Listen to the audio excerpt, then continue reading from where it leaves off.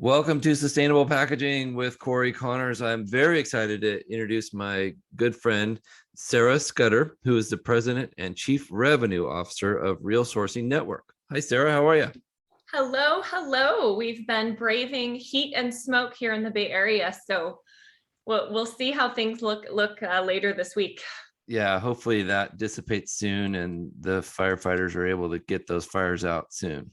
I know, yeah, it's a lot of evacuations, and it seems like every year things are getting worse. I know you're on the West Coast as well. Yeah, we were just recently over in Sun River, Oregon, and we're about 20 minutes from that fire. It's a challenge. I'm hoping something can be done soon about that. But let's focus on packaging. Tell us about your sustainable packaging story. How did you get into this industry and focus of sustainability?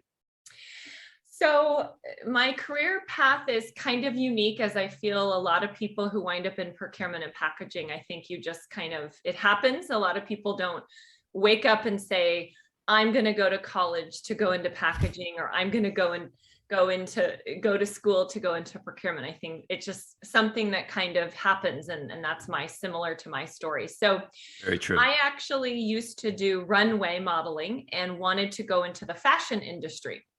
So I had planned that I was going to produce fashion shows someday. So after college, I was planning to work for a production company and then eventually, hopefully, have my own company producing fashion shows. So that was kind of always my vision and passion growing up and when I was in school. Well, my senior year of college, I went to a very small school here in the Bay Area called Sonoma State in wine country.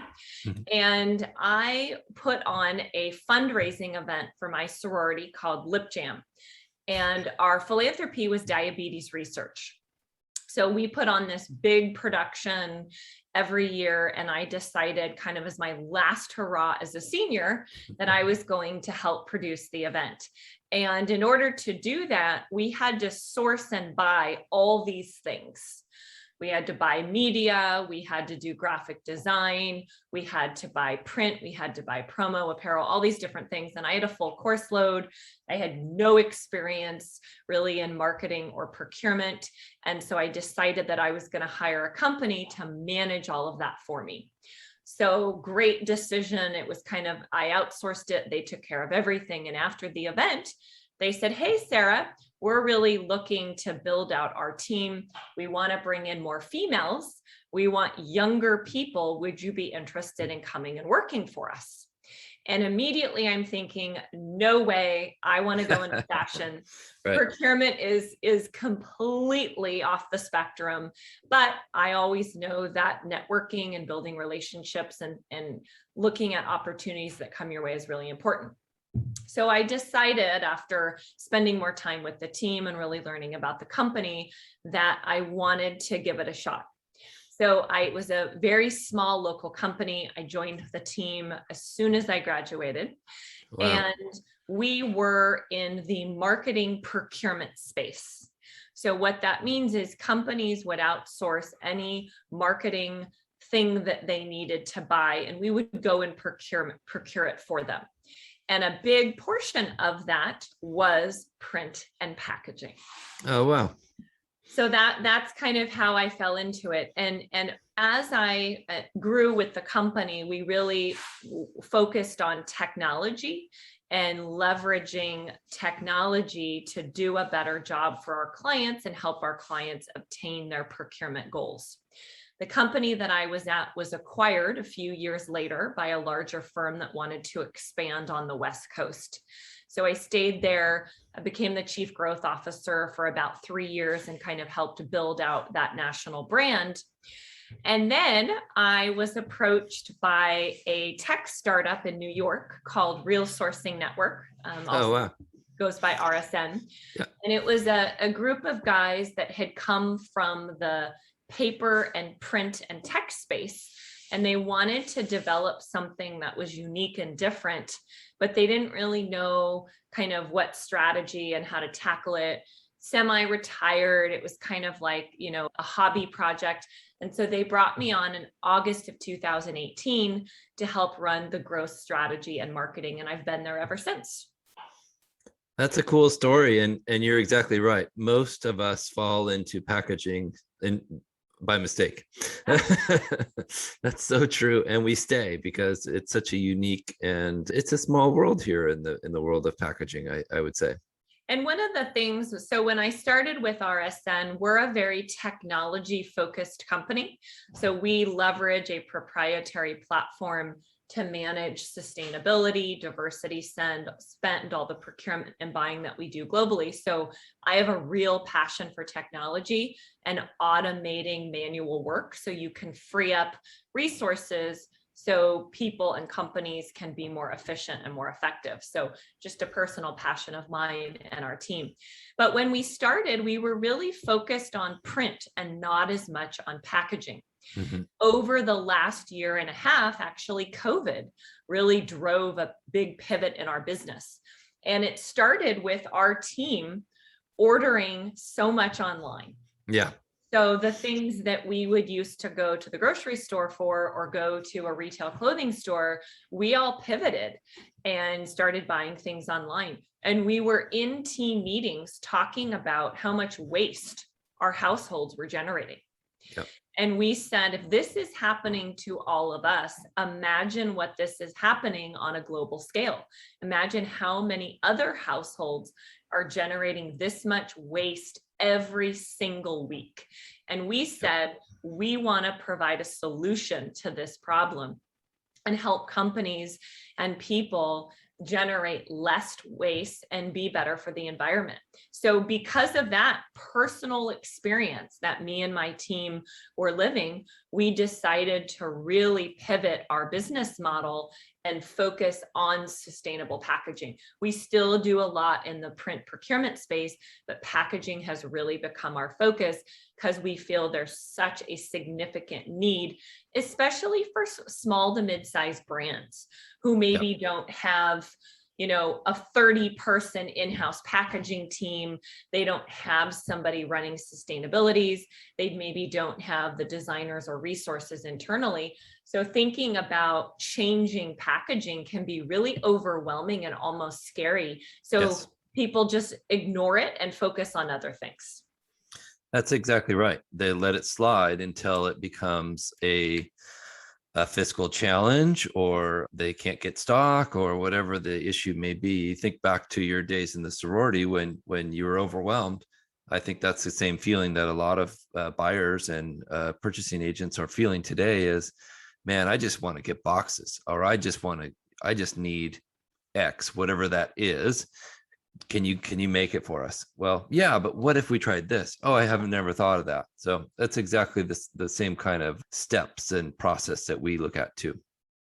So for us, we really focus on the education piece as well. I think there's a huge opportunity to teach consumers and companies that pivoting and making your packaging more sustainable is very doable.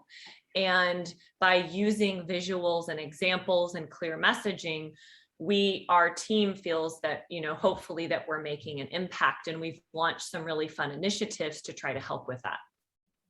Yeah, I've enjoyed all your social media, and I think is that where we met? Did we meet on? We met LinkedIn? on Clubhouse, actually. Clubhouse. That's right. I hopped in. I think you were hosting one of your weekly sustainable packaging rooms, and I had hopped in after I hosted a room and said, "Hey, these are my people. I got to check this out." And we welcomed you with open arms because that's what we do in this industry, right?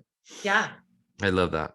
And yeah, you've invited me to be on several panels, and I really appreciate that. But I've appreciated your wisdom on your social media posts and your panels that you've hosted. So thank you.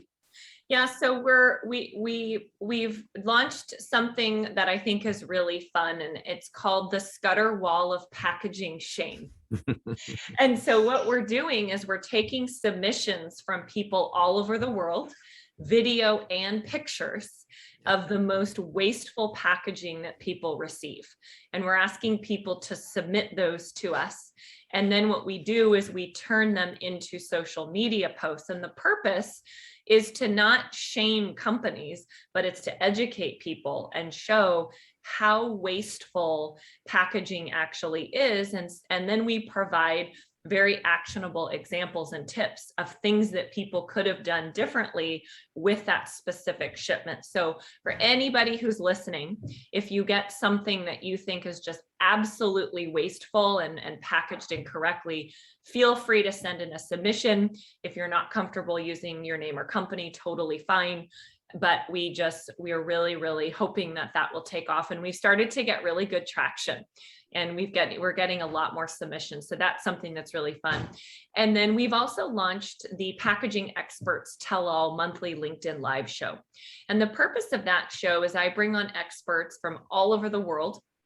And each month we pick a different packaging topic. So sustainable packaging is very broad and somewhat niche, but sustainable packaging is so different depending on the vertical. So for instance, cannabis or food packaging or subscription boxes. So each month we pick a different topic, always a sustainable packaging theme to everything that we do. But that's a show that we host every Tuesday, 1 p.m. Eastern on LinkedIn Live. So anyone who's wanting to learn more about packaging or potentially be an expert or guest on the show, would love to hear from you. Definitely enjoyed my time on those several panels, and I actually learned quite a bit from the other panel members and from you. So that was great experience, and I definitely recommend those to people who are interested in packaging and learning. Yeah. So I always ask this question of every guest, and I'm fascinated to hear your thoughts. Can packaging be sustainable? So the answer is yes. And I'll highlight as to why I think that. And I actually have prepared.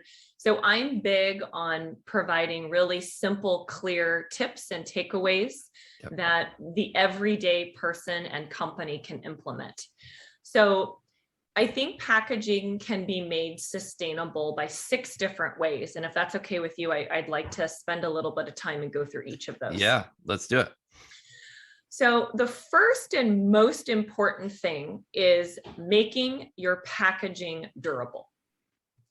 So if your product gets damaged in shipment and the company has to send you a replacement, that's the most unsustainable thing that can happen for your packaging, because you're having to use more material, more product, and a greater carbon imprint to get that item to the consumer again. So first and foremost, when I'm talking to brands and working with companies, you want to focus on making sure your packaging is durable and will protect whatever it is that you're shipping. Second thing is minimizing returns. Returns are also some of the most unsustainable things that a company can do, again, because you're then increasing the amount of packaging material and increasing the carbon imprint. And that's why companies like Wayfair, for instance, I've ordered products from them before. If the item is damaged or you want to return it, often they'll just tell you to keep it. Right. Which less costly for them. Right. Totally. Yeah. Less costly for them. And that's their driving factor. Now, potentially that's also more sustainable, because then I'm not having to package it up and return it. But that's the second thing that people can do to be more sustainable, is minimize returns. And really what that involves is procurement and or the packaging team, who's ever responsible for packaging at a company, working directly with the marketing department to make sure your messaging is really clear and you're accurately reflecting the product that you're selling. And so for me, there's a couple things that are really important. Have accurate images. If I am selling this hydro flask, I want to make sure it looks like this actual product. I don't want to make it look larger or smaller or the wrong color in the images. So have really, really clear, accurate images of your products. The second is have clear dimensions. I know I have personally ordered items where the dimensions were actually wrong, and you get the product and then you have to return it. Yeah. You hear those stories of people ordering furniture and it's miniature. That's always funny. Furniture is a great example Yeah. because measurements can be really important if you're fitting something in a larger set and it needs to, be very, very specific about the size and where it's going to be placed. And then have really clear messaging. Put exactly what the product is and how it works. And those are really important ways and things that you can do to minimize returns. The third thing, and I know, Cory, you and I have talked a lot about this, and this is probably the biggest area that my team and I are helping companies with right now, and that is reducing the weight of your packaging. Yeah. So costs are going up and it's causing packaging to be a lot more expensive. And I don't think we're going to see any slowdown in the price increases this year and potentially even next year. So in order to manage your costs, you want to use as little material as possible. And what that means is that's going to potentially make your packaging lighter. And when your packaging is lighter, it's actually more sustainable. So you're doing good for the environment while you're also reducing your costs. So that's something I just can't hit home enough is look at your packaging material and see what you can do to reduce the amount of material that's being used, which will then in turn reduce the weight of your packaging. The fourth thing is to right size your packaging. And I post a lot of pictures and examples about this. I get more submissions for our packaging wall of shame than anything else that relates to packaging being the wrong size. Yeah. And I think Amazon right now is probably one of the worst offenders. I know for things that I've received here and examples that I've seen people share from all over the globe. And what it means is make your packaging as closely fit the products that are in the packaging as possible. And a great example of this is the apparel company Prana. They are totally focused on sustainability in every single aspect of their brand. So from the materials they use in the clothing that they produce to their packaging, they've actually vowed to eliminate all plastic from their packaging. And we'll get into this. I don't necessarily think all plastic is bad. Sometimes plastic packaging actually is more sustainable, but in their case, they've chosen to eliminate it. And every time I order products from them, my dad loves their stuff. So birthdays, holidays, I'm always ordering clothing. It comes in a 100% recyclable bag made from 100% recycled fibers. And it very closely fits the shorts or the shirts or the products that I've ordered. And I'm always very impressed with that. So I may get a bag that's this size and it very closely fits the items in it. And I can't say that about a lot of brands that I order from. Yeah, unfortunately, that's the exception, not the rule yet. So I agree.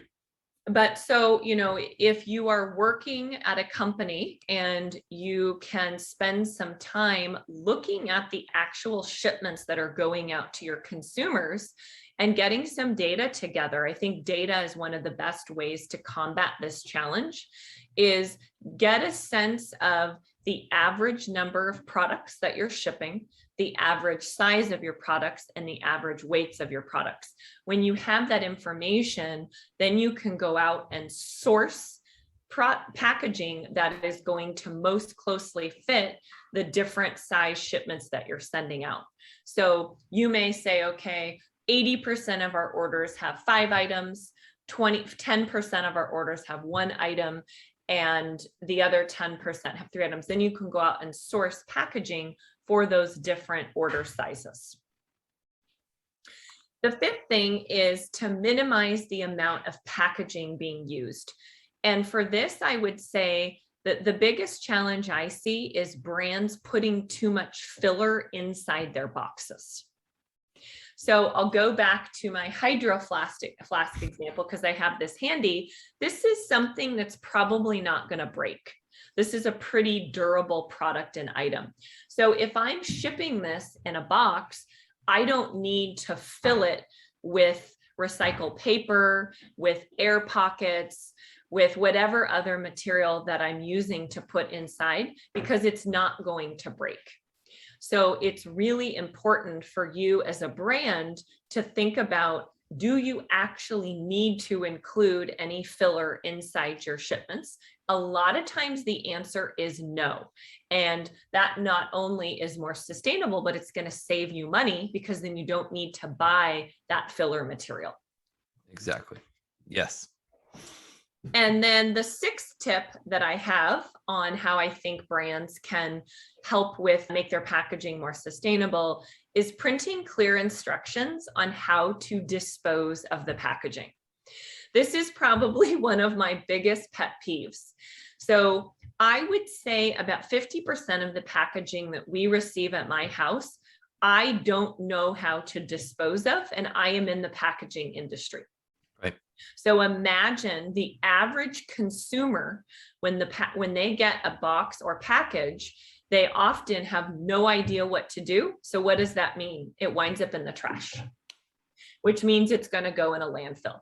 So if I'm working with brands that have sustainable packaging, my first thing is, do you have clear instructions so the consumer knows how to recycle this packaging? And most of the time, the answer is no. Right. So first thing is there a way that we can clearly print the disposal instructions on the packaging? And oftentimes you're already putting a logo, you're already printing something on it. So it's not adding any additional cost by also adding that extra text. The other thing you can do is add a QR code, which is becoming very popular and mainstream. I would say most of the packaging I'm receiving now has a QR code. And then you can capture the additional data from the consumer by adding that QR code. So when a consumer scans it, you then can track the data about who that consumer is, how long they're engaging with that video or that piece of information.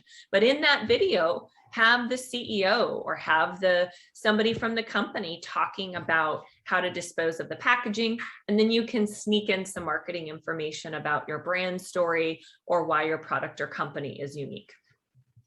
Great idea. I love that idea of adding in marketing to that, because a lot of brands, like we've discussed, have sustainability initiatives or goals. A lot of people are talking about 2030, like it's this monumental year where everyone's going to all of a sudden change to be more sustainable. I hope that's true, but I love the idea of starting now and saying, listen, guys, here's how you recycle this stuff, or here's how you reuse it, or here's another alternative to the landfill. I agree. Well done. Yeah, and because recycling is such a challenge right now, because there's we'll just talk about the US, there's no standard. Every county, every city, recycling facilities are different. So you have to call your local facility and get a sense of what they actually do and don't accept. And a lot of the things that we actually put in recycling go to a recycling facility. But if that facility doesn't have the right equipment to recycle it, it actually ends up in the trash or landfill anyway. So it's really important that those consumers have that clear, specific information. So if it is sustainable, it's not ending up in a landfill. It's actually, winding up in your garden, for instance. I've talked about this before. IKEA is working on a cool initiative where they're using a new product to replace all their styrofoam globally. And so styrofoam is one of the most wasteful types of packaging that a brand can use. It ends up in a landfill, and for years and years it sits there and it doesn't degrade very well. So there's this new material that's actually manufactured in Troy, New York, that IKEA and Dell and a few other brands are rolling out right now. And it's actually made out of mushrooms. So what you're supposed to be able to do is remove your product from the packaging, and then you take that material and you put it in your garden. And after 3 weeks, it's supposed to completely biodegrade. Now, the reason I'm sharing this example is if they don't clearly provide instructions to the consumers, how are they going to know that it's not styrofoam, that it's made of mushrooms, and that it is biodegradable? So if there's not that instruction step, you're going to put it in the trash and it's going to wind back up in the landfill.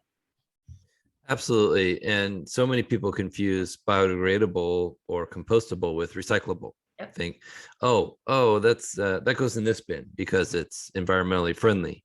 Well, no, that's not how that works. And if you put it in the recycle bin, it's actually going to cause more harm than good, because then it will end up in a land. Like you said, the recycling center isn't going to take time to send it to the industrial composting facility, if there is one near there. Really good point. And I love the mycelium mushroom idea, and I think it will take off. It's so unfortunate because styrofoam, polystyrene is totally recyclable, but it doesn't get recycled because it's so bulky and expensive, is what I've heard. Those are the two detractors. So it just ends up in the landfill for hundreds of years. And that, Yep. like you said, that's worst case. Yep. Yeah. So my very long answer to your question is yes, I think packaging can be sustainable. And those are 6 ways that I think people can immediately start assessing their packaging and making efforts to make it more sustainable. Well, I think you're guest number 21, and that is the most detailed answer in a yes form, and I appreciate you. I knew you would come out on top, Sarah. Well done. So what's the future for sustainable packaging? What else are we developing other than mycelium mushroom packaging? Anything else that you're excited about? Well, I'm excited about several things. One of them I'll talk about is more of a movement, and then I'll talk about some of the cool innovations that we've been featuring and looking at. So first thing is, I think we're really going to see a movement in brands making their packaging lighter. Yeah. I think there's a huge financial incentive for them to do that because freight and transit costs have become so expensive. Yeah. So I think this is going to become a priority for procurement, for stakeholders, for marketing, for whoever's involved with packaging at companies. And I think there are things that people can do that are very, very cost effective to make their packaging lighter. So a couple of inventions that I think will help in that space are air-filled pockets, are things that people can use if you do actually need to use filler in a box. And the reason I'm saying those is they are so light. Yep. So if you have a breakable product that you need to protect, you can use air pillows, and they're nearly weightless. So they're not going to have a big impact on the overall weight. The other thing are foam inserts. Foam inserts are designed to fit the shape of your product and cradle it in the shipping carton. They're very, very strong and very lightweight. So I think we're going to see more brands start using those rather than loose filler material.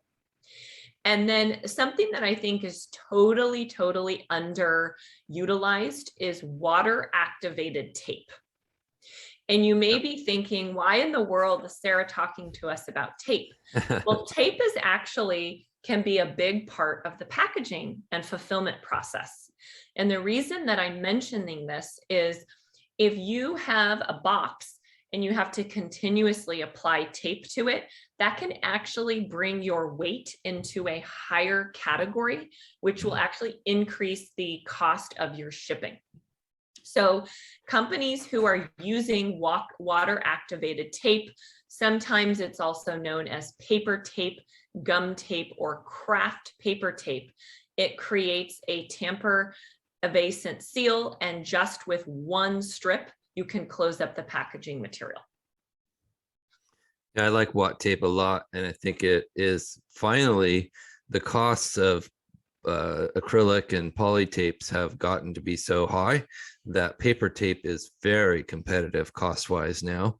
And like you said, totally recyclable with the box, 100% biodegradable if it does end up in the landfill. Really great points. I like all those thoughts. My second thing is I think we're going to see a company come up with a way to get rid of labels. And we're actually going to print things directly on the box. And the reason I bring this up is labels are a huge hindrance in sustainable packaging. Yeah. So I have the sustainable packaging, and then I have to print shipping instructions and put it on a label, and then I apply it to my packaging material. And if that label is not sustainable, you cannot recycle that packaging material unless you remove the label. And how many times do you actually get something, look at your packaging, figure out what is and isn't sustainable, and remove things from it before you put it in recycling? It's just not what the average person is going to do. It's not realistic to ask people to do that much. So I think we're going to see some invention where we actually get away from labels completely and we print what we need directly on the packaging material. Yeah, that makes sense. I've seen them in process. I've seen them work. A direct printer, a laser printer, but like you said, I've never seen one that's unique to every shipment. And I think that makes a lot of sense. That could happen very soon. So that's something that I'm really excited about. And I think we're going to see it happen sooner than we've predicted. And it's something people don't even think about. It's just, you've used a label for 200 years and that's the process. But if you think about from a sustainability perspective, it actually is a huge hindrance. In regards to innovations, I am really excited about the new materials that companies are investing in and testing that are 100% biodegradable. So a couple examples, the first one is packaging made from popcorn. So we actually interviewed the gentleman that invented this. He is a professor in Germany, and him and his wife went to the movie theater and they were eating popcorn. And as he was eating popcorn, he said, "Why can't we use popcorn to make packaging?" So he went back to his team and they spent a couple years making many, many different iterations using different components of popcorn. And they actually developed something that is super durable, that holds up to liquids, and that is 100% biodegradable. So they've actually patented it, and they've sold the invention to a company that's actually started creating now and developing packaging made from popcorn. So that's something that I think is really cool and innovative. And I think we're going to see more materials like that being used in packaging. And these are things that we've never thought of before. We actually, and if anyone's interested in learning more about the popcorn packaging, we interviewed the gentleman who's created this, and we posted our entire interview, and we have an article about it. It's on our website. So I think we're going to see more and more of that. So innovative. I love it. And you're right. There's going to be more and more of these ideas and thoughts, and the future is bright for sustainable packaging. I think you and I agree on that. So and Sarah, I'll close out with my final thought on that, which is, I think the other thing we're going to see more of is convenience in regards to packaging. And I did a post a couple weeks ago about a brand in the Netherlands called Roller Packaging. Yeah. I personally not tested it or used it, but it's the idea that you can make packaging sustainable from some popcorn, mushrooms, and some of the different materials that are being tested, but you can also make it convenient. Right. So they have developed this packaging that's specific for the apparel industry. So shipping t-shirts, shorts, purses. And when you have to try to fold and configure things and then put it in a box, that can be a challenge. So their packaging, it's all rolled out. You lay the product in it, and then you actually roll the packaging so the item is rolled up inside of it. And I think that's going to be a movement, because I think convenience is key for adoption. Yeah, those are a neat packaging option. I like that they're reusable. Yes. I think if the way to make those sustainable is to make them reusable, because it's a lot of packaging for a small item. But I totally agree. It's very convenient, very easy to use, really cool marketing. Great point. Love all that stuff. So Sarah, how do we get a hold of you? What's the best way?